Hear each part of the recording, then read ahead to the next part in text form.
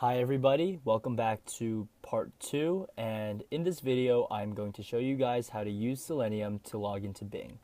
So in addition to having Python and Selenium, which I gave you in the previous video, you'll actually need one more thing, and this file is called chromedriver, and I'm going to provide a link to that in the description below.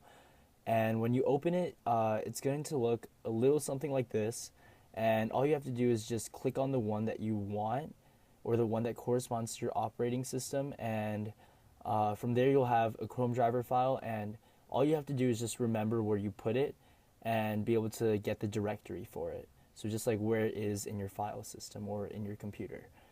So chromedriver is pretty much a file that lets Selenium open up Google Chrome.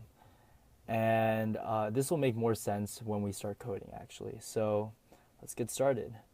So I made a file called bing.py, and if you're using Atom, all you have to do is just right-click the folder and select New File. So to start coding, or to start programming this, we need Selenium, and to do so, we need to import Selenium. So I'm going to say import Selenium, and then from Selenium, import WebDriver. And so pretty much we imported the Selenium library, which will let us use its functions and objects, which is really helpful because some of those functions will be able to open URLs, press buttons, fill in text, and if we had to code that ourselves, it would take a really long time. So this just makes things faster, and this is how programmers kind of just build on top of each other. So we have Selenium, and we have this module called WebDriver, and WebDriver pretty much lets us open like Google Chrome. So let's first make a variable, and I'm going to call it browser because I want this to represent the browser that we're going to be opening up, and I'm going to assign it with WebDriver, which is a module over here that we already imported, and I'm going to say .chrome because we want to open up Chrome, and in this, in the parentheses, we want to put in quotations the path to where you put your chromedriver file. So in my case, this might not be your case, but I put my chromedriver in this directory, user local bin chromedriver. And all this means is my chromedriver is here, and it's letting my program know to open up Chrome using that file. So all this code will do is it'll open up Chrome. So let's just give it a go. Alright, so make sure you're in the directory. So typing ls just shows me that my file is in this folder that I'm in right now. And all I have to do to run a Python file is say Python space and the name of the file. So in this case, bing.py. And if you ever need, just press tab to auto-complete it like I just did now, and press enter to run it, and let's see. Perfect. So it opened up Google Chrome, exactly what we wanted. Alright, so now that we have Chrome open up, we want to do a little bit more than that. So what if we could start on the Bing Rewards sign-in page, for instance. So let's just go there first. And alright, so this is actually not the closest sign-in page we could get to.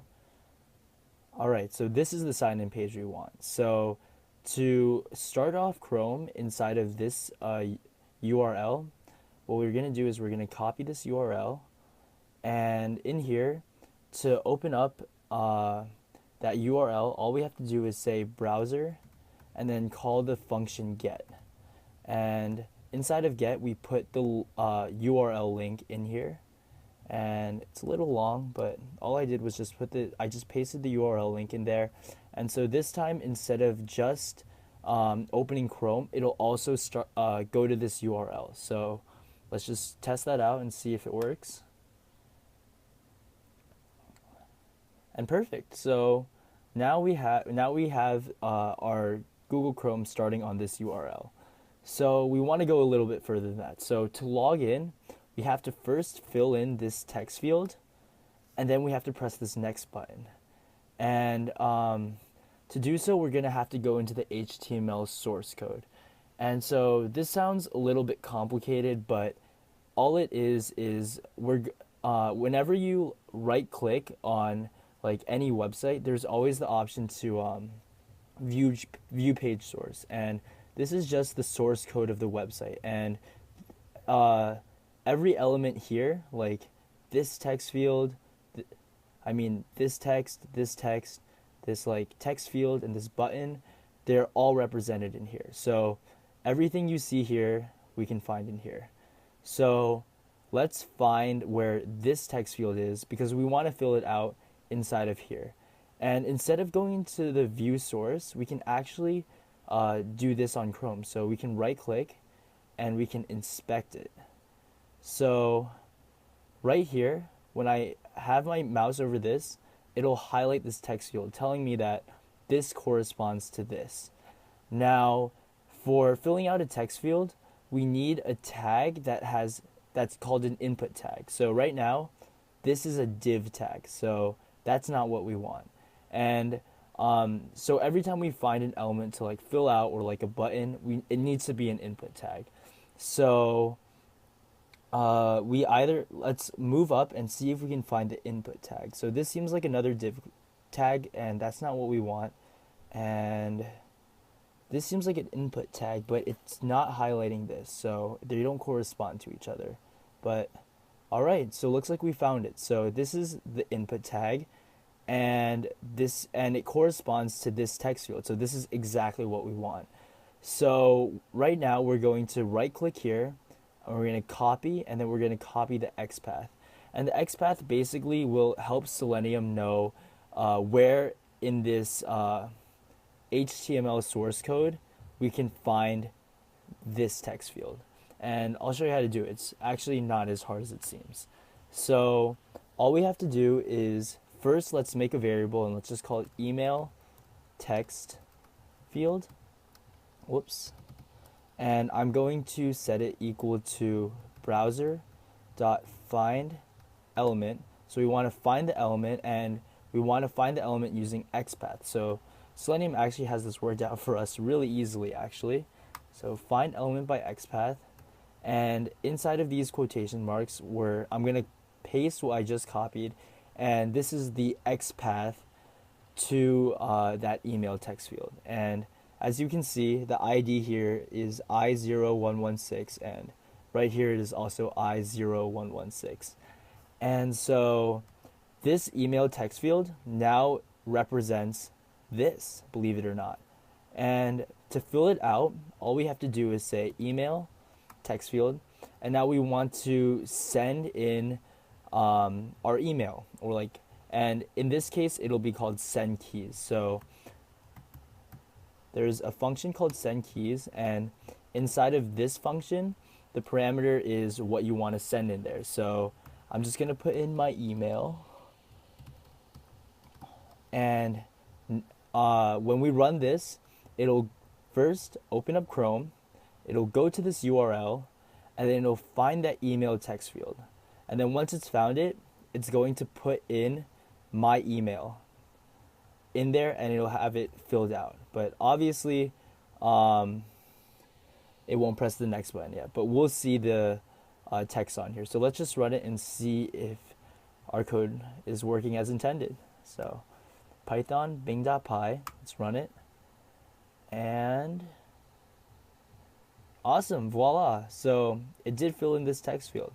So the next thing we want to do is we want to press this next button, and as trivial as that sounds, we still have to go through the same process as we did last time. So we're going to inspect the element so that way we can find this next button in the HTML source code. And right away, it seems like we didn't have to look any further than this. This is an input tag, and it's highlighting this next button, which means that these two things are associated. So let's copy the XPath again, and then now let's make another variable, and let's call it next button. And next button is, we have to find it in the browser. So we're going to say browser.find element, and again we're using XPath, so let's find it by XPath. And inside of these quotations, we're going to paste the XPath we just copied. And as you can see, the ID of this button is ID SI button 9, and right here it is also ID SI button 9. So this just tells Selenium that our next button, we can find it using this. So now that we've found it, we still haven't done anything with it yet. So we need to click this button, and Selenium also figured this out for us. So all we have to do is say next button, and Selenium has this function called click, and it'll actually just click it for us. So let's just give it a go. So save, and let's run it.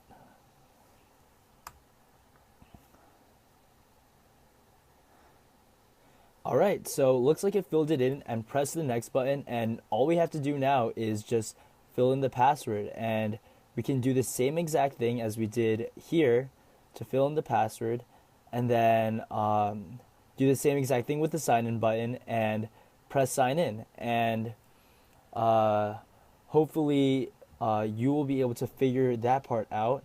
But if not, definitely ask me any questions in the comments below. I will be happy to attend to that. Tune in for the next video, and we'll start doing some Bing searches.